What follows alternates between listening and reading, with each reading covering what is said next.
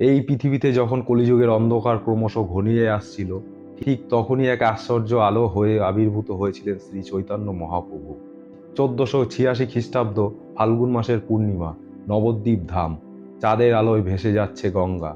আর ঠিক সেই মুহূর্তে জন্ম নিলেন নিমাই পণ্ডিত, যিনি পরবর্তীতে পরিচিত হন শ্রী চৈতন্য দেব নামে। পিতা জগন্নাথ মিশ্র, মাতা শচী দেবী। শৈশব থেকেই নিমাই ছিলেন অসাধারণ মেধাবী, তর্কে বিদ্যায় অতুলনীয়।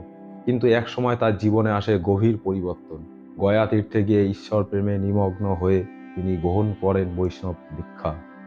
সেই মুহূর্ত থেকেই নিমাই পণ্ডিত হয়ে ওঠেন ভক্তি আন্দোলনের প্রাণপুরুষ। শ্রী চৈতন্য মহাপ্রভু তিনি প্রচার করলেন এক সহজ পথ: হরে কৃষ্ণ কৃষ্ণ কৃষ্ণ হরে হরে। এই নাম সংকীর্তনের মাধ্যমেই ভগবানের সঙ্গে সরাসরি সম্পর্ক স্থাপন। জাত পাত ধনী গরিব সব ভেদাভেদ ভেঙে দিয়ে তিনি বললেন, ভগবানের প্রেম সবার জন্য। নবদ্বীপ থেকে পুরী, বৃন্দাবন থেকে দক্ষিণ ভারত, সর্বত্র ছড়িয়ে পড়ে শ্রী চৈতন্য দেবের প্রেমধারা। শ্রী চৈতন্য মহাপ্রভু শুধু একজন সাধু নন, তিনি ছিলেন প্রেমের অবতার। কলিযুগে মানব জাতিকে ভক্তির আলো দেখানো এক মহামানব।